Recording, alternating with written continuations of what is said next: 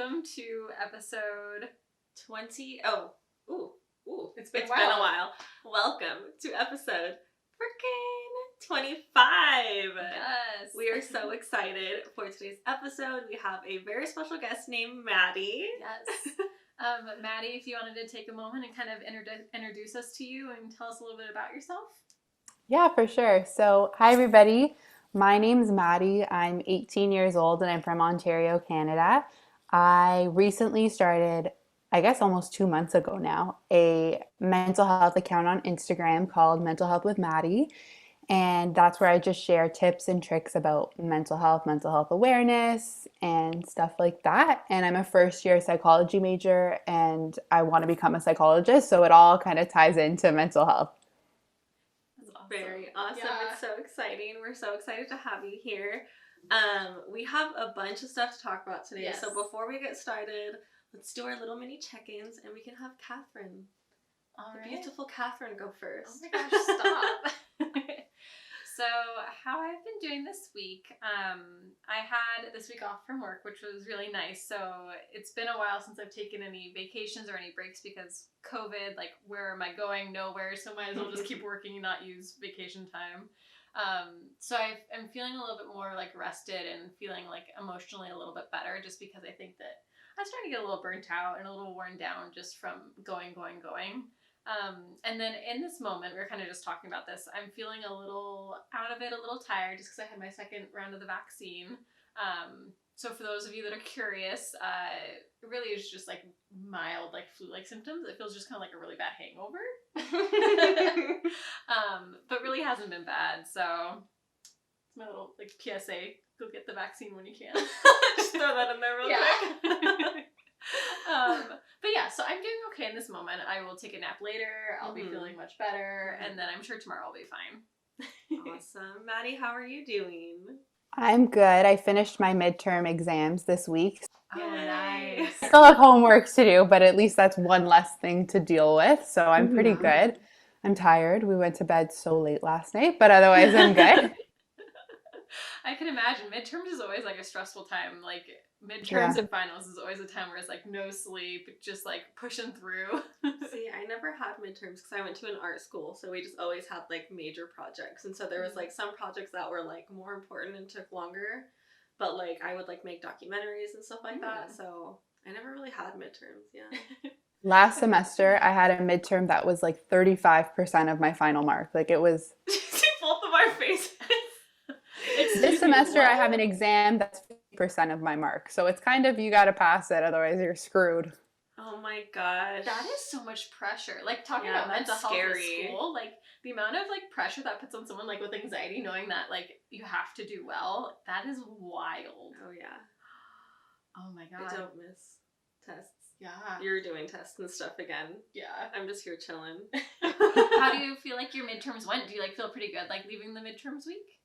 I think so. And I think for me, because I'm somebody that's very school oriented, like got to get good marks, I've kind of had to learn in university that my marks are bound to drop from where they were in high school. Like I think my marks are like 15% lower than they were in high school now.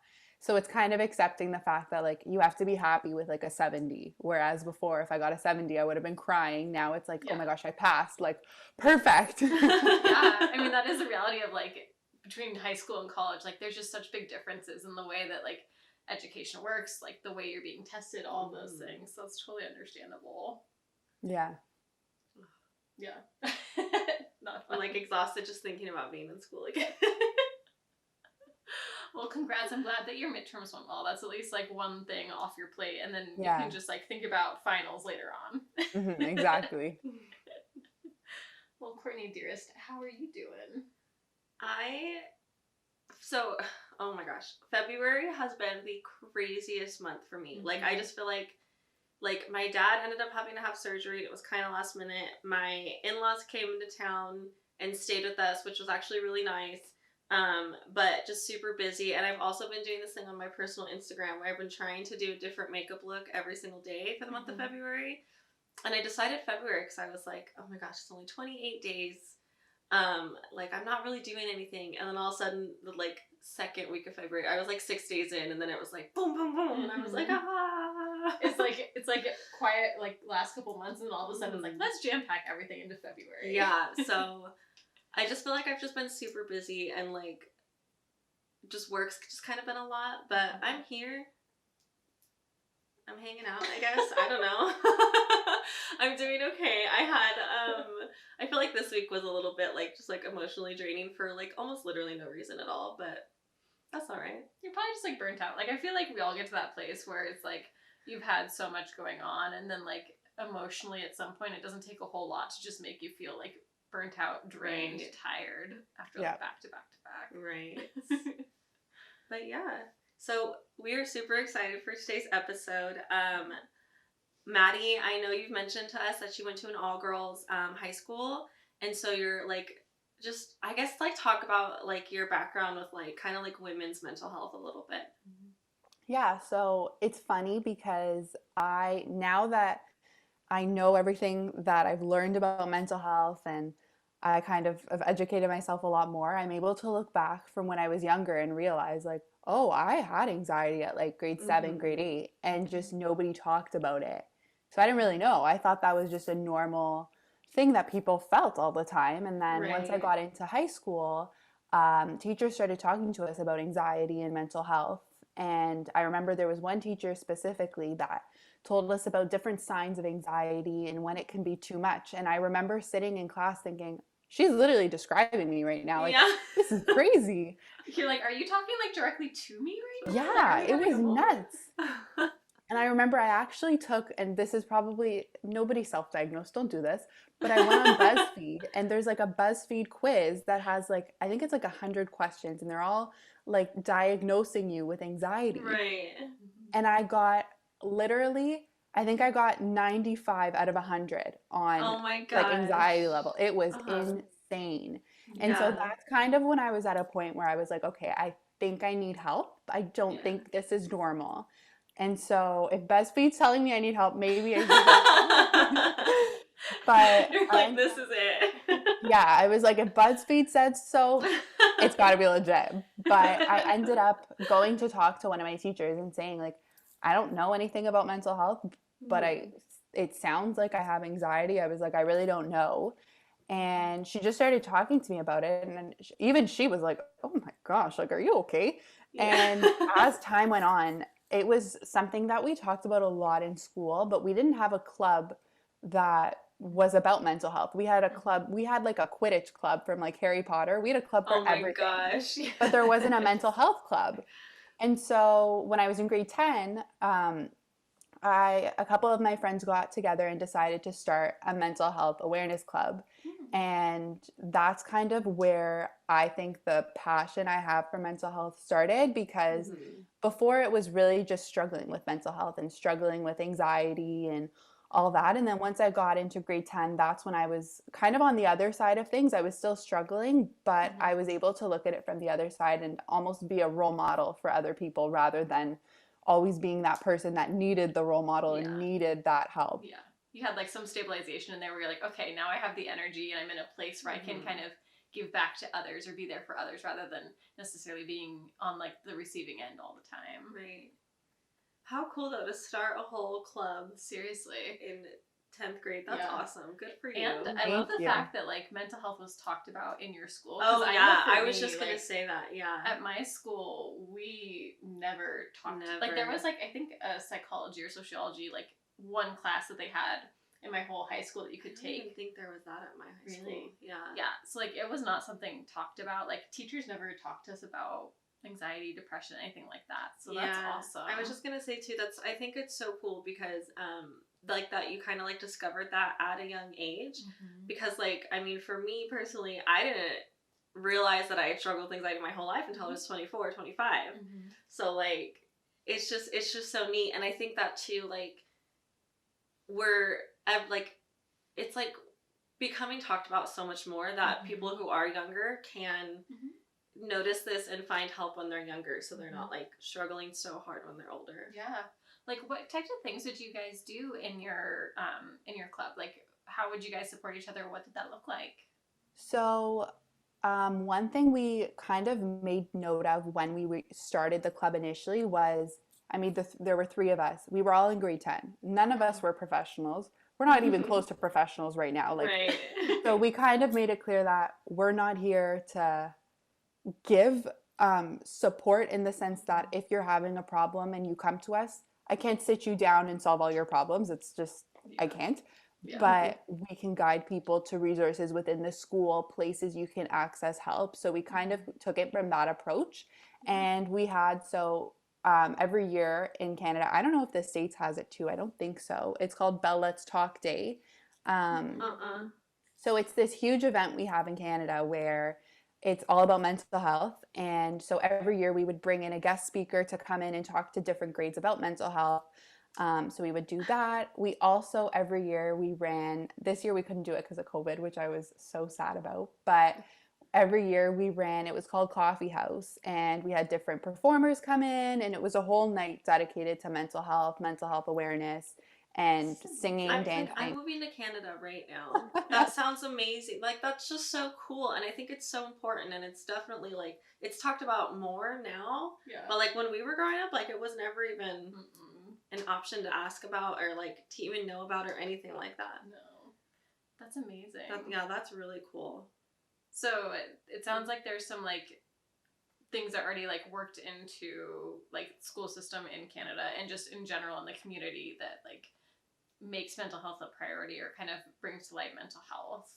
Yeah, and I think it's definitely something, in my opinion at least, that does need improvement. Where it's fantastic, there is support available, but I don't, like, personally, just from what I've seen and from talking to other people, it's not at the level it needs to be yet.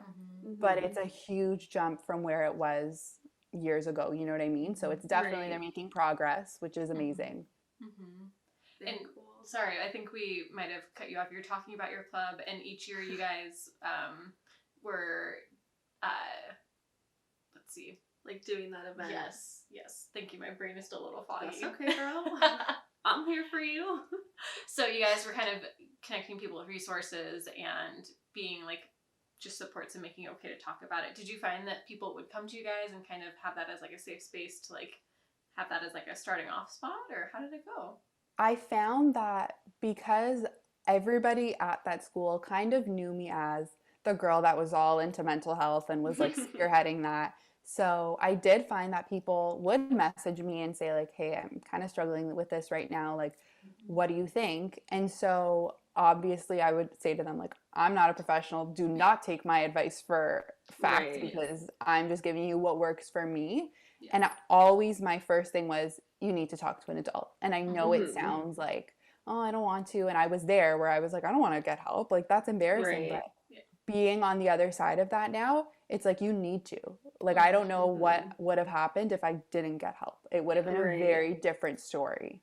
Yeah, and that's something that we always highlight on this is, like, that boundary setting and, like, having, like, not dual relationships, like, boundaries of you need to, like, have, like, professional help and, like, we can be friends and be supportive to each other, but we're not the people that are going to be doing that more intensive work because, again, relationships, dynamics, and, like you said, needing an adult for that. Right, and I think that's important to, like, mention, because, like, when you're a teenager, like, it's so hard to, like, think about talking to an adult about stuff like that. You're just, like, and, like, when you're a teenager, you think of adults that they're just, like, ugh, like, I don't want to talk to an adult about this. Like, why can't I just talk to someone my own age or, you know, whatever it is? And especially to, like, there are some teenagers that struggle with, like, looking at adults and being like, well, all they do is, like, boss me around. All they do is tell me what to do. Why would I want to go for them for advice or for help? But I think it's so important, especially if you are young like that, like, you know, like you said, like, you're not a professional, like, you're doing what works for you, but you need to talk to an adult. I like that you highlighted that. Yeah. And I think too, there's an aspect of it that, like, while we, like, I know when I was younger, I was like, older people don't get what I'm going through. Right. Like, they're so far disconnected from, like, what's relevant right now and things like that. But I think that it comes down to, like, we all have these similar experiences of, like, our base emotions and base things like that. Like, we all experience sadness. We all experience being happy. We all experience difficult times, and we can each draw upon that. So even though there might be an age difference for someone, like, they can still connect on some level with what people are going through. Right. Yeah, and even at school, a lot of the teachers it was kind of a joke at our school. We had teachers that were extremely young, like Mhm. 20s, 30s. So those were the teachers also that were a little bit more into mental health because, Mhm. again, it's more of, it's got like, it's become a more popular conversation Mm-hmm. now in the past 10 years, I guess, than it has like when my parents were in school, you know what I mean? Right. So those teachers specifically were typically the ones that were like, if you guys need anything, I'm here. Like I remember when we first went into lockdown back in March, one of our teachers sent us all an email and was Mm-hmm. like, if you guys need anything, like I'm still here. I'm not going anywhere. We can get on a Zoom call and talk, which was Right. amazing to see that. Yeah. Yeah. Having that connection, still feeling supported, even though everyone's like going their separate ways and going back home and everything. Right. So with with your like high school being an all girls high school and you starting that club, was there like I guess what kind of dynamic was there with like the girls? Like was it like because I know like especially like our society and stuff kind of always pins like women against each other. Mm-hmm. So like what was that dynamic like for you? It was surprisingly, it was very supportive for the most part. Mhm. It was extremely, extremely supportive. Mm-hmm. There was a scenario, I think, so I was in grade 10 when I started the club. And around the same time, there were a bunch of girls that started going around saying I was annoying or they didn't like me or whatever the case was. Mhm. So I guess if you want to relate that to the club, yeah. And I think that was really the only experience I had at the school, fortunately, with bullying, if you Mm-hmm. want to even call it that, Mhm. which I was very fortunate about because I think when people think of an all girls school, their mind immediately goes to bullying and cliques and all Mm-hmm. that, which I mean, it was there. I'm not going to pretend everything was perfect. It was Yeah. there, Right. Yeah. but it wasn't at the level I think you would think, at least for me in my experience, it wasn't at that level. Mm-hmm. People were very supportive, and I think it was because everyone kind of understood that, you know what, this is important. I don't have to be Yeah. your favorite person in the grade for you to realize Mm-hmm. that mental health is important and it's something you Yeah. need to talk about. Yeah. Right. And I think that's so good to have like to be like uplifting each other and to be supportive and to just like encourage each other. Mm-hmm. I'm glad you had a good experience with Yeah. that. Because I think in our society, I think it can kind of go like one of two ways a lot of times from what I see, where like you either like women supporting women, like let's be there for each other, like let's not tear each other down, or it can be really, on the other hand, competitive. And Mhm. I think sometimes our society creates scenarios and creates things where it kind of breeds that competition where we have to be the prettiest, the skinniest, wear the best clothes, be the most stylish, be the smartest, like all of these things. Mhm. And I know we've talked about in the past. I remember when I was back in high school, like some of the like fashion shows on like E News or whatever it was would do like who wore it better, and they'd compare Mhm. women wearing the same exact outfit, and it's like again that competition of who looks better, who is the best woman, and it's like we don't need to do those things. Like, Right. Yeah. what does it matter? They both wore. They both look amazing. Yeah, they did it however they wanted to. They did their style with the same outfit. Like, Mhm. why not be like awesome, you guys? Like, way to have different takes on it. Right. With kind of having that positive experience from your high school, for the most part, people being supportive and being there for each other, like women supporting women. What was some of like the language or the ways that you noticed like your peers being there for each other, supporting each other? I think it really started with the school itself and the Mm-hmm. teachers because I remember going to the open house when I was in grade 8 and like they told us on a regular basis. It was a joke between the students of like the amount of times they would talk about feminism, and like they told us on a regular basis, you can change the world. Like you girls have the power to change the world. And as cheesy and cliche as it sounds, and we would hear it so many times that we were like, okay, we get it, thank you, like we got it, we could change the world. It was true. And they pushed women in science, they pushed women in arts, like whatever we wanted to do, we were supported. And there was, don't get me wrong, it wasn't always sunshine and rainbows. There was Right. definitely bullying that went on. There was times where people weren't always, supporting each other. Yeah. Yeah. It wasn't always everybody, we all got it together, we're all good. Mhm. But my experience was that we're going to support each other. We're here for each other. There are people that didn't kind of go with that belief and would try and pin people against each other. But I would say, at least in my grade, the majority was, let's support each other. We're all here. We're going to do things to make the world a better place. And like, there were girls that would run like global goals. So it was all about like the environment and ways to help the environment. We ran the mental health club. There were people running, it was Model United Nations. Like everybody was just looking for ways to help. Yeah. Right. And I like that, like what you mentioned about like kind of the culture of your school. Like that was just established as kind of the baseline of what the expectations were. And I think that that's something that, at least in like US culture, I think needs to be a little bit more of a shift, because I don't think that there's a baseline of this thought of like women can do anything. Women. Oh no. Yeah. I feel like it's starting. It's hard to say, because I feel like there are like certain parts where it's starting to get better. But I mean, we're still fighting for women to get paid the same as men. Like, and it's just like, I think even just the idea of women in like STEM majors, or like science and technology. Yeah, okay, so I was actually talking, I got so excited just now. Well, because I was talking, I can't remember if this was in a movie I watched or if this like actually happened, where there was like a plane crash and the pilot was a woman, and she like successfully landed the plane and nobody died. And everyone was like shocked because it was a woman. And I'm really mad that I can't remember if that was real or if it was a movie. My brain just like...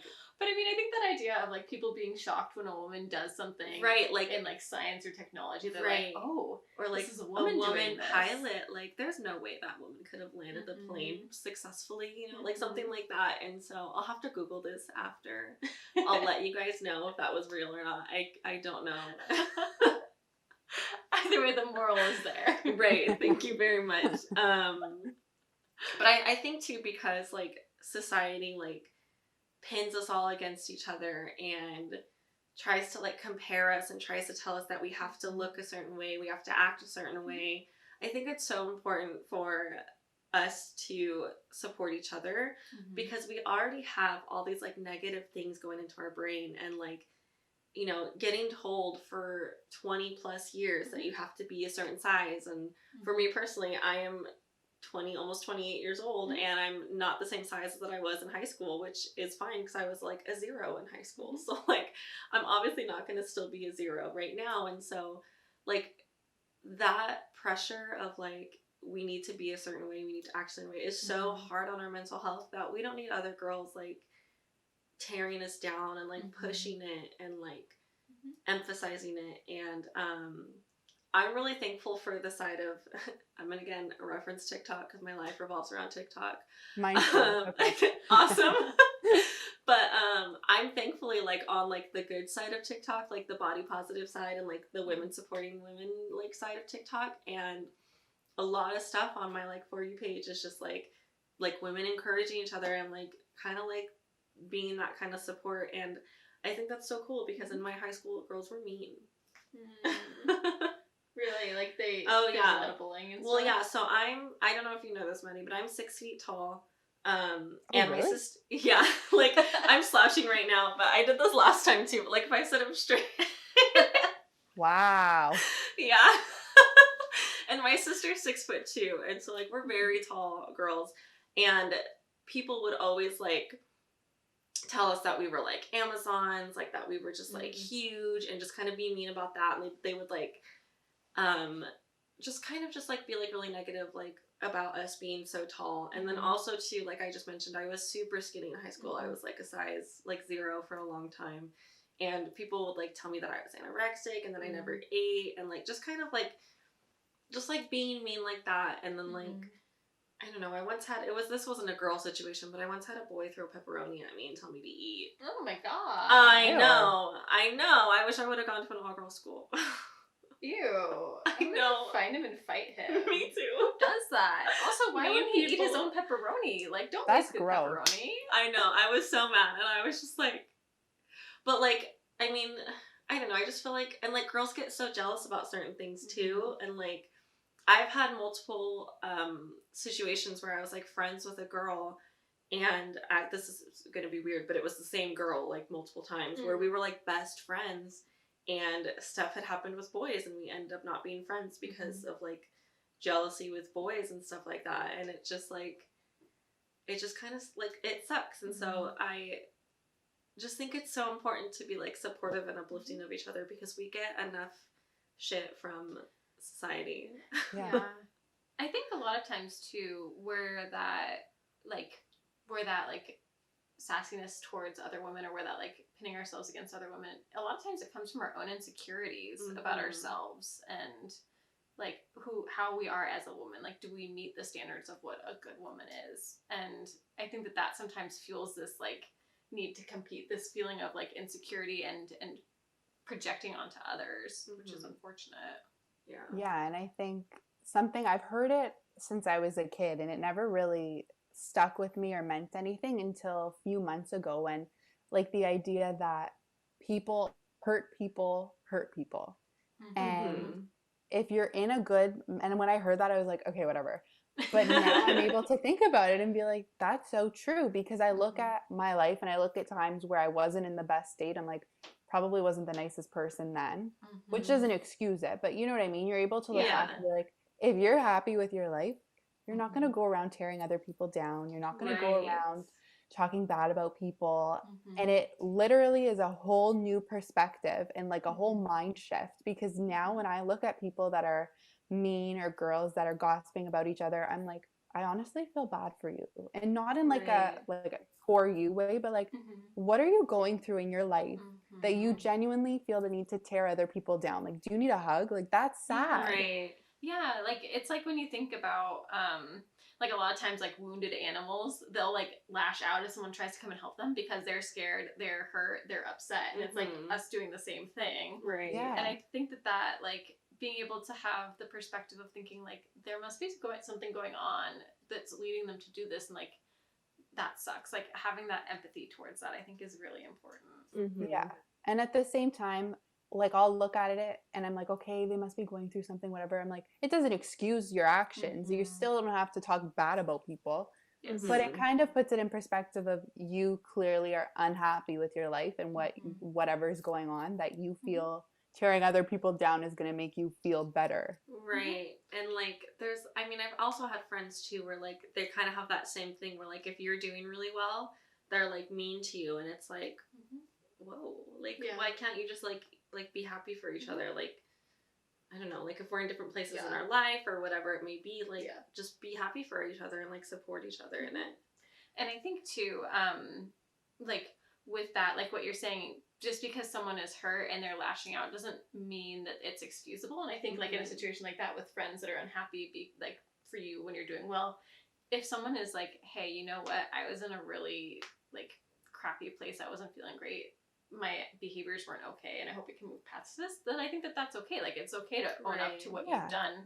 It doesn't take away what's happened, but I think that that's like the first step of like building that bond, and then going back to like supporting each other and you know, working towards that, women supporting women, because you know, reality is we will all have our off days. There will be times where we're struggling or we're in a bad mood and we might not be the most supportive, we might lash out, but I think that overall we have to have that perspective of I'm going to be there for you, like underneath it all. Yeah. But I think too, especially in the past like year with everything that's been going on and how people have been kind of like encouraging people to educate themselves. I've seen this topic come up a lot about pretty much like you said, like owning up to it and like understanding like that you were in the wrong. And I've seen this thing on Twitter that's like we need to normalize when we are wrong. Like, okay. I feel like every time I say okay, he can hear me, and he's like, nope, you're not talking right now, mom. He's like, LOL. JK, jokes. You thought. But anyway, so I mentioned that I saw it on Twitter already. So kind of just a part of like let's normalize like being wrong and learning how to fix it or learning to correct it and like owning it. And so I really like that, you know, like if you let's say like you did have a friend who was going through something really hard in her life and she was like really mean to you, like for example, like let's say like right now, like I was like in a really down spot and you were like, I'm going to do this undergraduate program, and I was like, why would you do that? Like that's such a bad idea, or like something like that. And then like in like 3 days, I was like, Catherine, I'm so sorry. I'm very excited for you. I was just having a hard week. And like kind of like owning it and accepting it. And like I feel like that's like a lot easier to like forgive. Yeah. Oh yeah. Yeah. If I heard that, I'd be like, you know what, like it did suck when you weren't super supportive in the beginning, but I appreciate you doing that. Like that means more to me, being able to verbalize that than never like Right. addressing those things. And I think that that's Yeah. how we build those bonds. Right. Agreed. Like none of us are perfect. And so No. I've said things that are wrong. I'm not perfect by any means. Mm-hmm. But what's important is saying, you know what, I screwed up. I'm sorry. Didn't mean it. Like, Yeah. you know what I mean? Acknowledging that you're not perfect and then Yeah. moving on. You know what I Right. mean? Yes. Right. So with kind of moving forward with like you doing the mental health Instagram page now and everything, what have you noticed have been some of the more impactful like posts that you had? I found that any of the posts that have to do with body image, that have to do with social media, like there was one I put up where I put up pictures that I have on my own Instagram account where I've edited something. It's usually the colors, like I'll use filters on it. And I just talked about it in the caption, the fact that I said, like, I edit my pictures. Is it something I'm proud of? No. But it's something we all do. It's something that's normalized in society now, whether we kind of like it or not. And I'm not someone, when I was younger, I would use those apps like Perfect 365 and like change my face and like, like at 12 years old, I would be like thinning out my face, like pathetic looking back on it. Right. But that's what I thought was normal. And now I'm able to be like, okay, I'm not thinning out my face. I'm not changing any of that. First of all, because I'm like, if somebody sees me in public, they're going to notice the difference right away. Right. But also, there's just no point. Like, I don't want to put something out there that's going to make someone else feel bad about themselves when that's not even me, right? So I put up a post talking about like showing the edited and unedited pictures on my Instagram with the filters and the way the colors were changed. And that was probably one of the best posts like I put out that everybody kind of reacted to it and was like, this is amazing. And I think the more vulnerable people are, the better the posts do from what I've seen, because everybody struggles with body image at some point. And I put out a video that was talking about, I think it said like 80% of girls, like by the age of 12, I remember think they're this fat. one, yeah. Something along, I don't remember the statistic exactly, but I saw that and I actually had to like look it up a little bit more because I was like, there's no way that's true. And I looked and it was legit. It's like 80% of 12-year-olds think they're fat or don't think they're beautiful, something like that. I'm like, that is crazy. Like that is not normal. Right. It actually reminds me, so I really didn't learn a whole lot about body image and women, the way women are viewed in like media and stuff until I got to college and I took a women's studies class. And we watched this movie, I think it was called Misrepresentation. But it's all about kind of how editing in magazines and media and ads creates this idea of what our body needs to look like, how we need to be. And that I think totally relates to that idea of young women thinking that they're fat because we get media like in ads and things constantly. And so even as we're growing up as a child, we're getting this imagery of this is what my body needs to look like. And of course, a 12-year-old, 13-year-old bodies are not going to look like that. Anything like that. Because you're like a child. Like, and even for adults, our bodies don't look like that because it is photoshopped. It is like edited. And so a lot of times those proportions and shapes aren't realistic or even like something that we're able to have. But we don't realize it because it's been so normalized that we think like, oh, this is how women's bodies look. Yeah. Like and you I have think to have like a certain look to like be like a woman. And I think something that kind of changed my perspective on body image as well, because last year I was very, very into, I need to diet, I need to exercise it. And I had people in my life that were like, are you crazy? Like, what is wrong with you? Stop this now. Like, don't go down that path. Thankfully, it ended pretty quickly because I have a good support system of people that were like, we will hook you up. One of my teachers actually told me I was going to be hooked up to a thing of butter if I started losing weight. He was like, I'm going to hook you up to butter. I was like, thank you so much. Like an IV drip. I was like, thanks. But one thing that kind of made me realize that we can't all look the same is the idea that even if we all ate the same amount of food, we all worked out, did the exact same workout, we'd all be different sizes. And so that's kind of what made me realize, like, okay, you know what I mean? Like, you can't lose 45 pounds if you're not meant to be a certain weight. Like, we all have different, like, set points that we're supposed to be at with our weight. And it doesn't mean that one's worse than the other. As long as you're healthy, health looks different for everyone. As long as you're healthy, that's what matters. Oh, yeah. Right. And you think about it too, like someone that weighs, like, let's say we have two women that weigh 130 pounds. Their bodies might be very different, like you're saying, where one is very muscular. They do a lot of sports, they work out a lot. And so because of their muscle weight, they might weigh 130.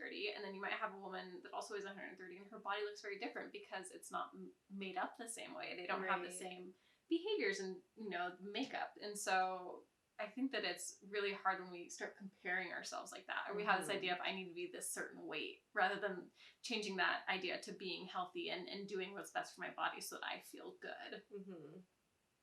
Yeah, that's a good example too of like, I mean, like for like when you said like my mom and my mom's 5'8", and she is a power lifter, so she has like a ton of muscle. She's a really badass person.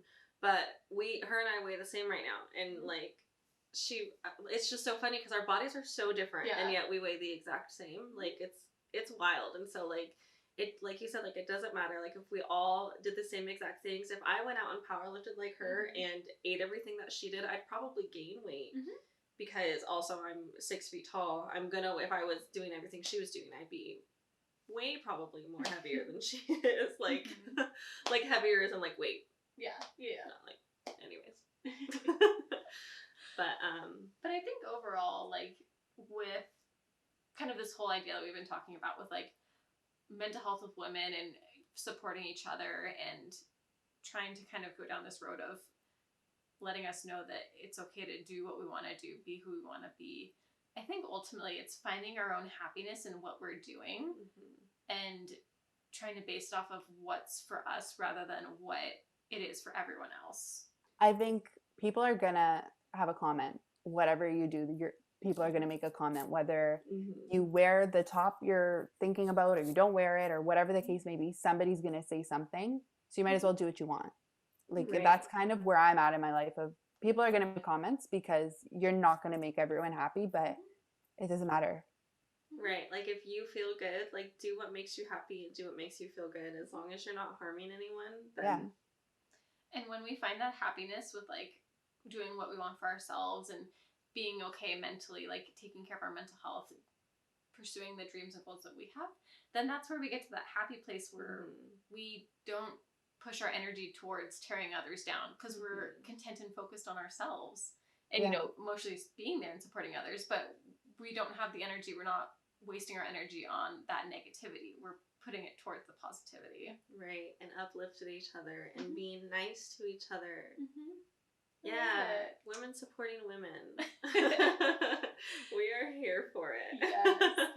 So, Maddy, as we kind of are wrapping up now, is there any last thoughts you wanted to share? Any like kind of summary, since I know I just kind of did a summary. Yeah, I was just gonna say, do you have any like advice for, you know, that kind of that what we've been talking about I mean, we've talked like a little bit about like certain things like changing the way you think and looking at it from different perspectives kind of, but do you have any advice for someone who maybe either like who is going through something where they have, you know, someone in their life who is tearing them down, like how to like not kind of feed off of that negative energy and like kind of like train their brains and learn to support each other no matter what kind of thing? Yeah, so I think something I try and remind myself of a lot is if someone's being negative, it's not you that's the problem. Like they're a negative person and you're just the target right now. Again, that doesn't excuse it, but it's not you that's the problem. And I think that's something that a lot of people forget. Like I know it happens with me where sometimes if somebody's being mean, I'm like, is it me? Like, am I the problem? Yeah.